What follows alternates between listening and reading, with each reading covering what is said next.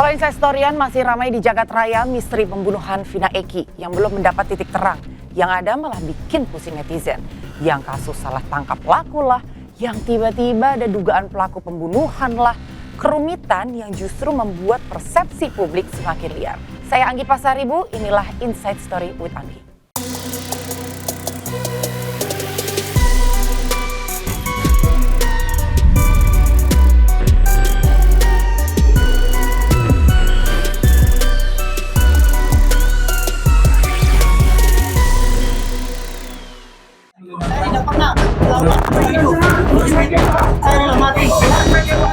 Memukul korban Rizky menggunakan balok kayu, lalu memperkosa korban Vina. Untuk pertama kalinya setelah 8 tahun, tersangka kasus pembunuhan Vina dan Eki ditampilkan oleh Polda Jawa Barat. Peggy Setiawan alias Peron, DPO kasus pembunuhan Vina. Penyidik meyakini Peggy merupakan otak pembunuhan Vina di tahun 2016 silam.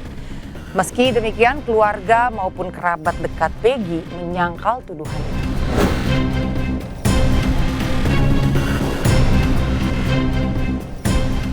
Inilah sosok Peggy Setiawan, DPO pelaku pembunuhan Vina dan Eki yang sempat buron selama hampir 8 tahun sejak 2016 silam. Peggy diamankan di Katapang, Kabupaten Bandung atas dasar keterangan 2 orang saksi kunci yang melihat peristiwa pembunuhan Vina dan Eki.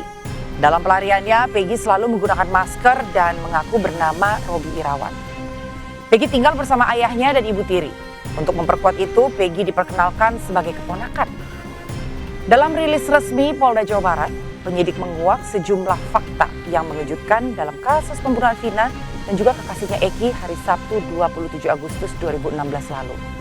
Yang pertama, Peggy Setiawan diyakini sebagai otak pembunuhan 2 sejoli Vina dan Eki, serta melakukan pemerkosaan terhadap Vina pada malam terjadinya pembunuhan. Menyuruh dan mengejar korban Rizky dan korban Vina dengan menggunakan sepeda motor Honda Beat warna orange. Selanjutnya memukul korban Rizky dan korban Vina menggunakan balok kayu. Yang kedua, polisi meralat jumlah DPO yang sebelumnya disebut ada 3 orang menjadi 1 orang saja, yaitu tersangka Peggy Setiawan yang telah ditangkap. Dengan demikian, total pelaku pembunuhan Vina berjumlah 9 orang. 5 keterangan berbeda dari tersangka itu ada yang menerangkan 3. Ada lagi yang menerangkan 3 dengan nama berbeda.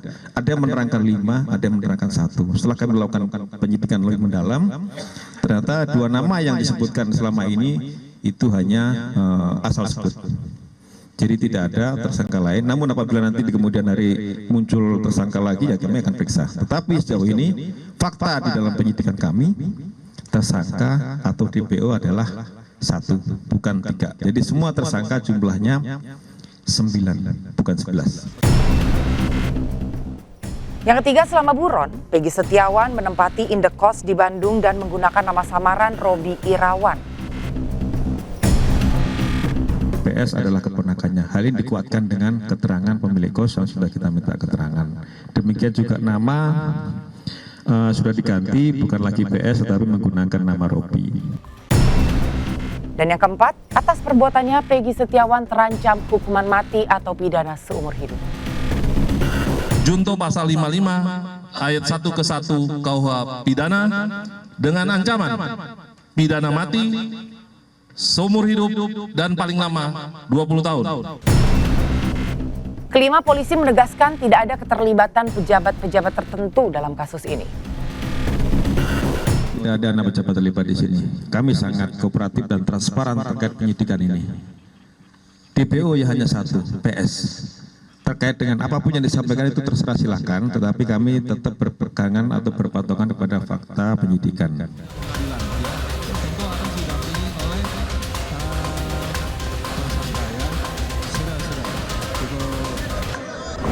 Yang menarik, Inside Storyan adalah gestur tubuh dan mimik wajah Peggy alias Peron yang menunjukkan penolakan dari semua keterangan yang dibacakan oleh pihak Polda Jawa Barat.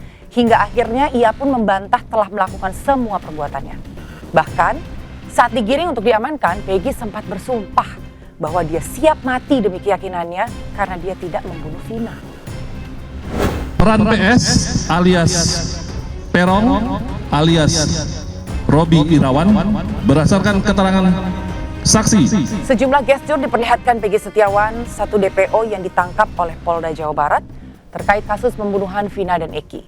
Saat aparat kepolisian menjelaskan tuduhan dan vonis, terlihat kepala Peggy geleng-geleng dan menatap ke atas seolah menolak keterangan itu. Dan saksi mengenal wajah orang-orang yang biasa nongkrong di depan SMP Negeri 11 Cirebon. Gestur tubuh lainnya adalah saat sesi konferensi pers selesai. Tangan Peggy menunjukkan bantahan tuduhan yang dialamatkan kepadanya. Tersangka nanti di sidang pengadilan ya. Peggy yang mencoba turut berbicara juga dilarang mengeluarkan pembelaan. Nampak tangan petugas menutup mulut Peggy meskipun Peggy terus meneriakkan pembelaan. Polisi menegaskan hak jawab satu DPO tertangkap itu akan didengarkan di sidang pengadilan.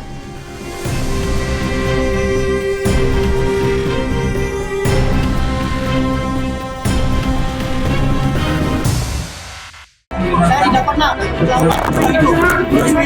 Saya sudah mati.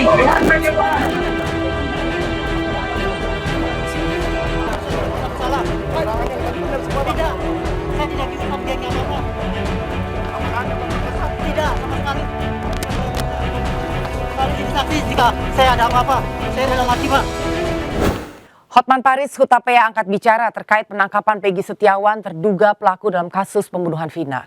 Hotman meminta kepolisian untuk tidak terburu-buru menetapkan Peggy sebagai tersangka. Sementara keluarga Vina meminta polisi untuk tetap menelusuri 2 DPO lain.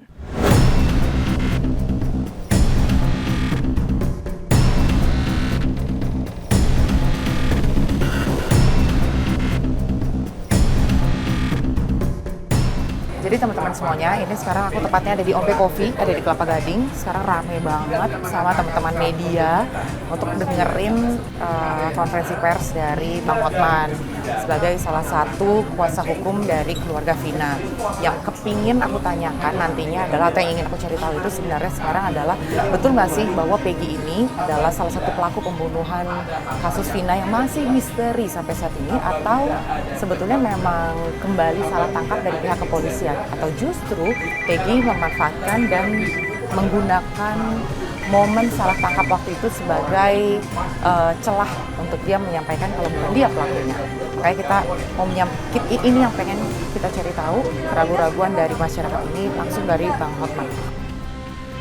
Marli, apa sikap keluarga terhadap pengumuman dari Polda Jabar bahwa Peggy adalah salah satu DPO? Itu dulu. Kalau saya malah meminta kepada kepolisian jangan tergesa-gesa ya. Gimana? Nggak ada mic ya? Gimana? Jangan tergesa-gesa lah. Jangan tergesa-gesa ngambil keputusan bahwa itu tersangka dulu. Diteliti dulu, diselidiki dulu lebih lanjut gitu. Itu aja sih. Jadi terhadap DPO yang katanya sudah tertangkap bernama Peggy, sikap keluarga adalah jangan Polda Jabar agar jangan bikin tergesa-gesa membuat keputusan bahwa dia adalah pelaku, begitu? Ya.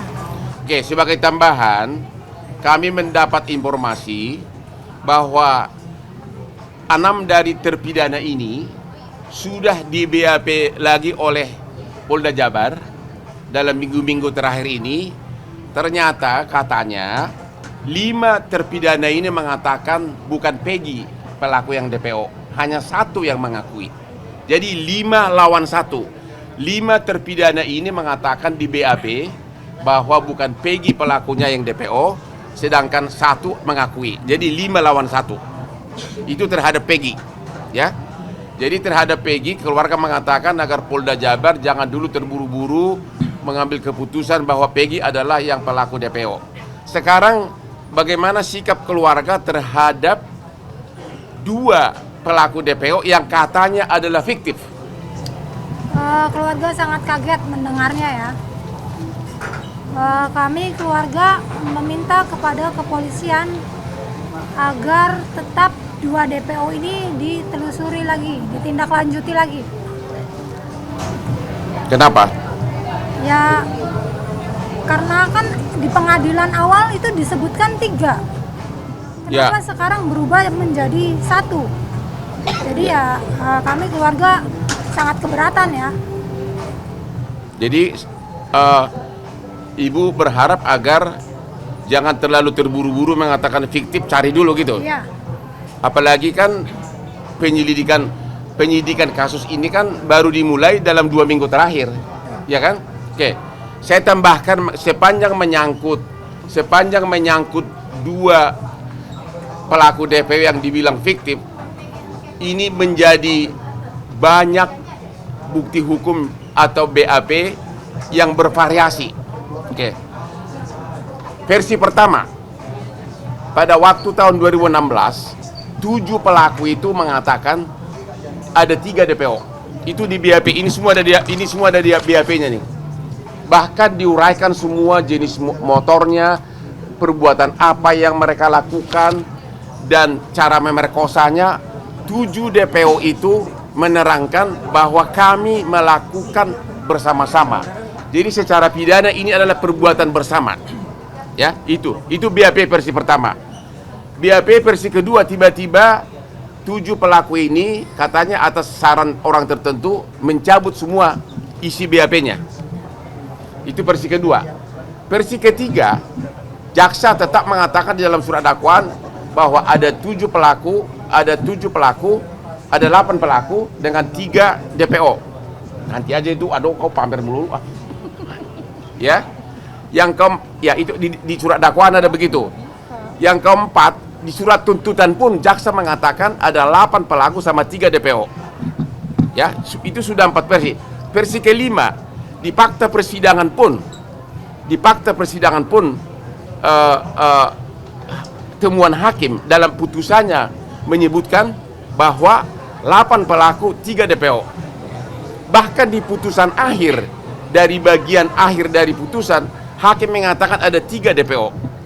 Putusan itu sudah inkrah, sudah final, sudah binding. Artinya apa? Ada 6 versi yang semuanya tiba-tiba kemudian oleh penyidik dikatakan itu semua tidak benar. Yang benar adalah fiktif. Jadi yang mana yang berlaku? Apakah putusan pengadilan yang sudah berkekuatan hukum tetap, atau hanya penyidikan dalam kurang lebih 2 minggu oleh penyidik? Ini semua putusannya, ini putusannya ini semua di bagian akhir dari putusan itu jelas-jelas disebutkan ada 3 DPO. Di dalam pertimbangan hukum juga ada 3 DPO. Di dalam surat tuntutan ada 3 DPO.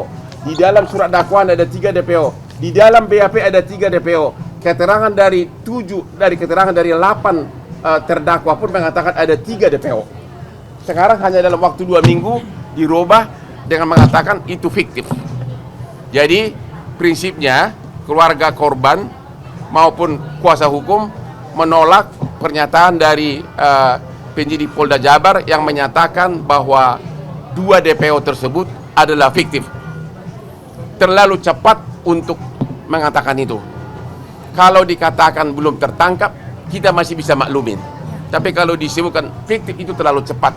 Terus apa artinya putusan pengadilan yang judulnya demi keadilan berdasarkan ketuhanan yang Maha Esa? Sedangkan mengenai Peggy, tadi keluarga mengatakan periksa dulu. Karena apa? Peggy ini ditetapkan sebagai tersangka DPO. Sudah di BAP 6 orang dari terpidana. 5 menyatakan tidak. 5 menyatakan bukan Peggy. Hanya 1 yang menyatakan Peggy. Artinya 5 lawan 1. Jadi mana yang benar? Itulah inti dari konferensi pers hari ini untuk menentukan sikap dari keluarga dan kuasa hukum atas perkembangan kasus Vina Cirebon. Ada yang ditambahkan? Harus ada transparansi hukum. Ya justru itulah transparansi hukum. Makanya kan kita bikin konferensi pers ini untuk menentukan sikap keluarga. Ya, harusnya Polda harus menerangkan bahwa 5 dari terpidana itu membantah, tidak mengakui Peggy sebagai pelaku. Ya, dan yang 2 fiktif ini semua berkas-berkas perkara menyatakan mereka ada, cara memerkosanya ada, motornya ada, cara mukulnya diuraikan di sini. Ya, masalahnya dan juga si pelaku ini, si 8 terpidana ini tidak pernah mengalihkan tanggung jawab kepada 3 DPO. Biasanya kan orang mengatakan mengalihkan tanggung jawab, dia pelakunya bukan aku. Kalau mereka mengatakan kami lakukan perbuatan itu bersama-sama. Jadi ini perbuatan tidak pidana secara bersama-sama. Jadi kelihatan jelas tidak ada motivasi bagi mereka untuk lempar tanggung jawab. Kelihatan jelas dari awal. Sehingga kalaupun misalnya Polda Jabar belum berhasil menemukan 2 pelaku DPO ini, ya jangan dibilang tergesa-gesa fiktif dong. Ya, itu sama saja mau cepat-cepat menutup perkara ini gitu loh. Ya. Benar nggak? Coba ceritakan dulu. Kenapa tiba-tiba semula kan di awalnya kasus ini dianggap sebagai kecelakaan. Coba ceritakan dulu kenapa. Terus berubah lagi coba. Awalnya kecelakaan. Terus 3 hari saya ngambil HP adik saya itu utuh ya, HP sama motor itu posisi utuh. Terus malamnya HP sama motor utuh tidak rusak. enggak. Pokok kecelakaan motor nggak rusak gitu kan. Terus Malamnya Linda kemasukan jam 1 malam itu. Jam 1 malam terus dia cerita semuanya. Cerita kronologinya, kecelakaannya seperti apa penyiksaannya, itu cerita semua. dan itu kau kemudian sampaikan ke polisi. Ke Parudiana. Bapaknya Eki. Ya. Ya baru kemudian sejak itulah langsung mulai penyelidikan di gas. Ya. Jadi biar gimana pun kerasukan dari Linda itu adalah sangat berjasa dalam kasus ini. Ya, yang saya agak sedikit pertanyakan besar-besaran adalah saya sudah berulang-ulang posting di IG kepada bapaknya Eki, bapaknya Eki yang almarhum yang laki yang meninggal, yang bapaknya adalah Kapolsek. Boleh nggak kami komunikasi dengan Pak Rudi agar kita, karena bapaknya dari awal ikut menyelidiki kasus ini, tapi sampai hari ini bapaknya tidak mau komunikasi dengan kita. Padahal tujuan kita kan untuk menangkap 3 DPO ini. Ada apa hanya Pak Rudi yang bisa jawab. Ini kan kepentingan anaknya kandungnya, bukan kepentingan kami. Ya, almarhum maksudnya. Ya. Selalu dibilang ini nih dia orang tua nih anaknya pembunuh nih kayak gitu. Saya bilang selalu di media sosial, kalian bully saya aja. Kalau saya kuat dibully, tapi jangan bully orang tua saya, jangan bully saudara-saudara saya.